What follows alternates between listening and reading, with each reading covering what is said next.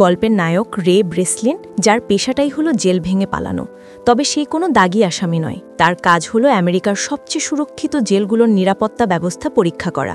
সে ইচ্ছে করে জেলে যায়, সেখানকার খুঁতগুলো খুঁজে বের করে এবং তারপর সবার চোখে ধুলো দিয়ে সেখান থেকে পালিয়ে আসে। এর মাধ্যমে সে জেল কর্তৃপক্ষকে তাদের নিরাপত্তা ব্যবস্থার দুর্বলতাগুলো দেখিয়ে দেয়। এই কাজে তাকে সাহায্য করে তার দুই সঙ্গী অ্যাবিগেল ও ক্লার্ক। গল্পের শুরুতে আমরা এমনই একটি জেল থেকে রেকে পালাতে দেখি। সে জেলের বাথরুমের টয়লেট পেপার আর দুধের প্যাকেটের প্লাস্টিক ব্যবহার করে এক আশ্চর্য উপায়ে জেলের নিরাপত্তা ব্যবস্থার ফাঁক খুঁজে বের করে।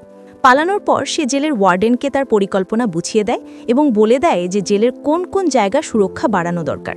একদিন রের অফিসে জেসিকা নামে এক সিআইডি অফিসার আসে। সে রেকে এক নতুন কাজের প্রস্তাব দেয়। পৃথিবীতে এমন একটি জেল আছে যা সম্পূর্ণ বেসরকারি এবং গোপন। পৃথিবীর সবচেয়ে ভয়ঙ্কর সন্ত্রাসীদের সেখানে রাখা হয়। জেসিকা জানায় যে সেই জেলটি এমনভাবে তৈরি করা হয়েছে যেখান থেকে পালানো অসম্ভব। তাই তারা চায় রে সেই জেলে গিয়ে তার নিরাপত্তা ব্যবস্থা পরীক্ষা করুক এবং সেখান থেকে পালিয়ে এসে প্রমাণ করুক যে জেলটি আসলেই সুরক্ষিত কিনা। এই কাজের জন্য রেকে দ্বিগুণ টাকা দেওয়ার প্রস্তাব দেওয়া হয়। তবে এই কাজের কিছু কঠিন শর্ত ছিল। প্রথমত, জেলটি কোথায় অবস্থিত তার রে বা তার টিমকে জানানো হবে না। দ্বিতীয়ত, রে তার টিমের কোনো সাহায্য নিতে পারবে না। এই শর্তগুলো শুনে রের টিম তাকে এই কাজ করতে নিষেধ করে, কারণ অবস্থান না জানলে যদি রে কোনো বিপদে পড়ে তাকে সাহায্য করা অসম্ভব হয়ে পড়বে। কিন্তু ক্লার্ক তাকে বোঝায় যে এত বড় অঙ্কের টাকার প্রস্তাব হাতছাড়া করা ঠিক হবে না। চ্যালেঞ্জ নিতে ভালোবাসে বলে রে শেষ পর্যন্ত রাজি হয়ে যায়। পরিকল্পনা মতো রেকে পোর্টস নামে একটি নকল পরিচয়পত্র দেওয়া হয় এবং দেশের বড় বড় হামলার মাস্টার মাইন্ড হিসেবে দেখানো হয়। তাকে অপহরণ করার আগে তার দল তার হাতে একটি জিপিএস ট্র্যাকার লাগিয়ে দেয় যাতে তার অবস্থান জানা যায়।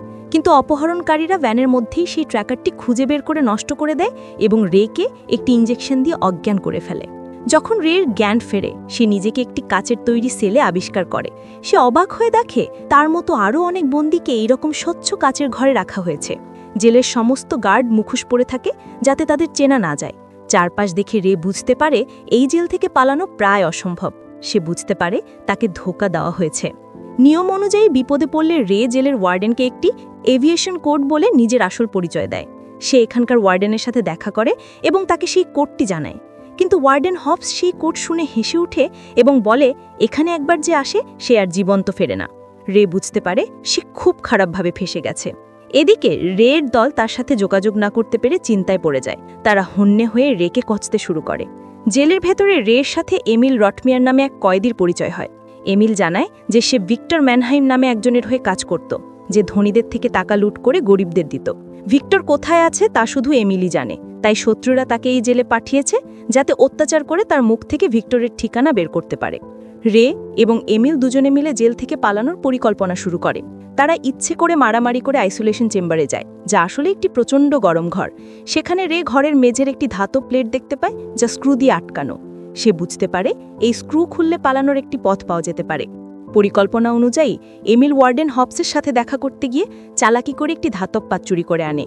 সেই পাতটি ব্যবহার করে রে আইসোলেশন চেম্বারের মেঝে স্ক্রুগুলো খোলার চেষ্টা করে। অনেক চেষ্টার পর তারা প্লেটটি খুলতে সক্ষম হয় এবং নিচের একটি গোপন পথ দিয়ে এগোতে থাকে। কিন্তু তারা সামনে কোনো রাস্তা না পেয়ে আবার ফিরে আসে। তবে এর মধ্যেই রে বুঝতে পারে জেলের নিচে পানি আছে এবং পুরো কাঠামোটি জাহাজের মতো। একসময় তারা জেলের ছাদে পৌঁছায় এবং রের সন্দেহ সত্যি হয়। সে দেখে তাদের জেলটি আসলে মাঝ সমুদ্রে ভাসমান একটি বিশাল জাহাজ। এই দৃশ্য দেখে রে হতাশ হয়ে পড়ে, কিন্তু হাল ছাড়ে না। অন্যদিকে রের টাকার পেমেন্ট আটকে যাওয়ায় ক্লার্ক রেগে যায়। সে সরাসরি জেলের ওয়ার্ডেনকে ফোন করে, আর তখনই আসল সত্যিটা বেরিয়ে আসে। আসলে ক্লার্কই রেকে এখানে ফাঁসিয়ে দিয়েছিল। সে হবসকে বলে রে যেন কোনোভাবেই এই জেল থেকে বেরোতে না পারে। এবার রে নতুন পরিকল্পনা করে। সে একটি চশমা ও পিন দিয়ে কম্পাসের মতো একটি যন্ত্র তৈরি করে। জাবেদের আরেকটি কয়েদির সাহায্যে সে জেলের ছাদে গিয়ে সেই কম্পাস দিয়ে জাহাজের অবস্থান জেনে নেয়। সে বুঝতে পারে জাহাজটি মরক্কোর উপকূলে রয়েছে। এখন তার বাইরের সাহায্য প্রয়োজন। এমিল জানায় যে মরক্কোতে তার লোক আছে। তখন রে ডাক্তারের সাহায্য চায়। সে ডাক্তারকে তার আসল পরিচয় দেয় এবং বোঝায় যে তাকে ফাঁসানো হয়েছে। ডাক্তার প্রথমে বিশ্বাস না করলেও পরে রের দেওয়া প্রমাণ দেখে তাকে সাহায্য করতে রাজি হয়। রে ডাক্তারের মাধ্যমে তার দল এবং মরক্কোতে থাকা এমিলের বন্ধুর কাছে জাহাজের অবস্থান ও পালানোর দিন তারিখ পাঠিয়ে দেয়। পালানোর দিন জাবেদ জেলের ভেতরে একটি দাঙ্গা বাঁধিয়ে দেয়। এই হট্টগোলের সুযোগে রে, এমিল ও জাবেদ পালানোর চেষ্টা করে, কিন্তু গোলাগুলির মধ্যে জাবেদ গুলিবিদ্ধ হয়ে মারা যায়। রে ও এমিল কোনোমতে ইঞ্জিন রুমে পৌঁছে জাহাজের সমস্ত সিস্টেম বন্ধ করে দেয়। এতে পুরো জাহাজে অন্ধকার নেমে আসে। এই সুযোগে এমিল জাহাজের ডেকে পৌঁছে যায়। তাকে উদ্ধার করার জন্য মরক্কো থেকে হেলিকপ্টার চলে আসে, কিন্তু ওয়ার্ডেন হবস তাদের দেখে ফেলে এবং গুলি চালাতে শুরু করে। এমিল হেলিকপ্টারে উঠে পড়লেও রে নিচে আটকে পড়ে। তখন রে জাহাজের নিচে পানি নিষ্কাশনের একটি ট্যাঙ্কে ঢুকে পড়ে। নির্দিষ্ট সময় পর সেই ট্যাঙ্কটি খোলে এবং রে পানির স্রোতে সোজা সমুদ্রে গিয়ে পড়ে।